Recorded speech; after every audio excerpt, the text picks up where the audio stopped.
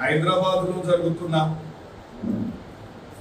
అక్రమ కట్టడాలను అనుకోండి, కబ్జాదారులను అనుకోండి, చెరువులను అన్యాక్రాంతం చేసిన అనుకోండి, ఫీడర్ ఛానల్ అనుకోండి, ఇవన్నిటిని కూడా రక్షిస్తున్న హైడ్రా స్వతంత్ర ప్రత్యర్థి కలిగిన డిపార్ట్మెంటు రంగనాథ్ ఆధ్వర్యంలో చాలా చక్కగా జరుగుతూ ఉంది.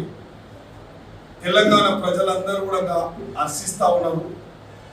హైదరాబాద్లో నివసించి ప్రజలందరూ కూడా హర్షిస్తూ ఉన్నారు.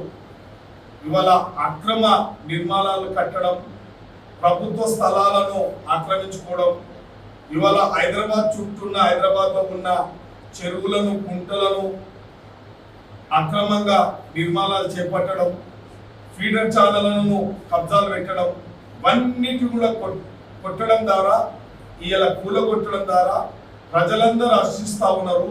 మంచి నిర్ణయం తీసుకున్నారు. రాష్ట్ర ముఖ్యమంత్రి వర్యులు ఎవ్వరు ధైర్యం చేయలేదు, ఏ ప్రభుత్వం ధైర్యం చేయలేదు, ఏ పాలకులు ధైర్యం చేయలేదు. హైదరాబాద్లో అక్రమ నిర్మాణాలకు స్వస్తి పలికే విధంగా ఇవాళ భయపడతా ఉన్నారంటే ప్రజలందరూ కూడా హర్షిస్తూ ఉన్నారు. కాబట్టి మరి హైడ్రా చాలా చక్కగా ఇలా అక్రమాలను తొలగిస్తూ ఉంది. తప్పకుండా రేపు ప్రభుత్వ ఆస్తులు అనుకోండి, ప్రజల ఆస్తులు అనుకోండి రక్షిస్తూ ఉంది. కాబట్టి ఇలా మేము కూడా కోరుతా ఉన్నాం. షాద్నగర్ నియోజకవర్గంలో కూడా ఎన్నో అక్రమాలకు గురైనవి. ఫీడర్ ఛానల్ ధ్వంసం చేసిరు, చెరువుల కుంటలకు ఎంక్రోచ్మెంట్ అయిపోయింది, ఎన్నో చెరువుల కుంటలు కూడా కబ్జాలు పెట్టిరు. ఇలా ఫీడర్ ఛానల్ అన్నింటిని కూడా రియల్ ఎస్టేట్ దారులు కూడా అక్రమంగా వాటిని పూర్తి చేసిరు. ఉదాహరణకు గతంలో ఇవాళ స్వాతంత్రం రాకముందు అనుకోండి, నిజాం పాలన అనుకోండి, ఒక పిరంగి కాల్వ మా ఎక్స్ఎమ్మెల్యే గారు బక్క నరసింహ గారు కూడా చెప్తా ఉన్నారు. దీని మీద ఎంతో ఆవేదన చెప్తా ఉంది. ఇవాళ వికారాబాద్ కాడ మొదలైన పిరంగి కాల్వ, సందనేలి ఇవన్నీ ద్వారా వచ్చి నందుల కత్వ మన నియోజకవర్గంలో రెడ్డిపాలెం దగ్గర ఒక పెద్ద నందుల కత్వ అనేది అక్కడ డిస్ట్రిబ్యూషన్. ఉదాహరణకు తాగే నీరు ఆ రోజు నైజాం అనుకోండి, పురాతన కాలంలో నియోజకవర్గ షాద్నగర్ కానీ, రాజధాని కానీ, ఇబ్రాహీంపట్నం కానీ, పాలమాకుల కానీ ఇవన్నిటికి డిస్ట్రిబ్యూషన్ ఉండేది. కానీ ఇవన్నీ ధ్వంసం చేసిరు. ఇవాళ కొందరు అక్రమదారులు అనుకోండి, కబ్జాదారులు అనుకోండి, ఇవాళ ధ్వంసం చేసిరు. కాబట్టి విధ్వంసం చేసిరు. ఈ యొక్క కూడా ధ్వంసం చేసిరు. కాబట్టి వాటిని పునరుద్ధరించాల్సిన బాధ్యత ప్రభుత్వం మీద ఉంది. కాబట్టి స్వతంత్ర ప్రతిపత్తి కలిగిన హైడ్రా సంస్థను ఏర్పాటు చేయడం చాలా బాగుంది. కాబట్టి మా నియోజకవర్గాన్ని కూడా విస్తరిస్తే, ఇది జిల్లా హెడ్ క్వార్టర్లకు విస్తరిస్తే, అదేవిధంగా మండల హెడ్క్వార్టర్లకు కూడా విస్తరిస్తే, ఈ సంస్థను పూరా తెలంగాణ మొత్తం విస్తరిస్తే బాగుంటుంది. కాబట్టి ప్రజలందరూ హర్షిస్తారు.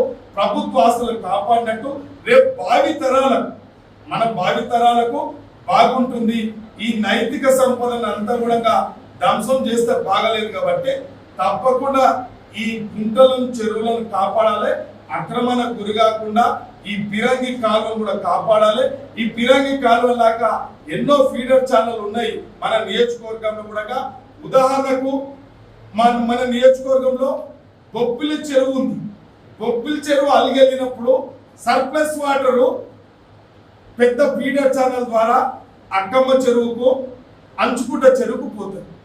ఇవాళ ఒక రియాల్టరు పాలకులు చేసిన పొరపాటు, రియాల్టర్ చేసిన పొరపాటు, డిపార్ట్మెంట్ చేసిన, ఇరిగేషన్ డిపార్ట్మెంట్ చేసిందా తెలియదు. కానీ ఆ కాలువనంతా కబ్జా చేసి అక్కడ వెంచరేసి ఈ రెండు చెరువులకు సర్ప్లస్ వాటరు వర్షం కురిసినప్పుడు వర్షపు నీరు పోకుండా చేసిరు, అడ్డుకున్నారు. కాబట్టి ఇటువంటివి కుక్క కోళ్ళలు ఉన్నాయి నియోజకవర్గంలో కూడా.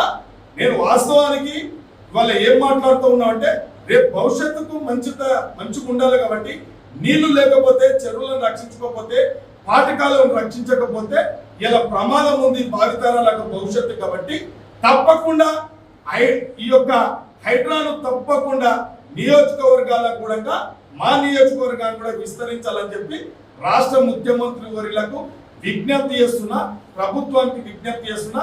తప్పకుండా హైడ్రా చేసే పని చాలా బాగుంది. ప్రజలందరూ హర్షిస్తా ఉన్నారు కాబట్టి మాకు కూడా ఆ కార్యక్రమాన్ని ఇక్కడికి విస్తరింపజేస్తే మంచి జరుగుతుంది, ప్రజలు సంతోషపడతారని కోరుకుంటున్నాను.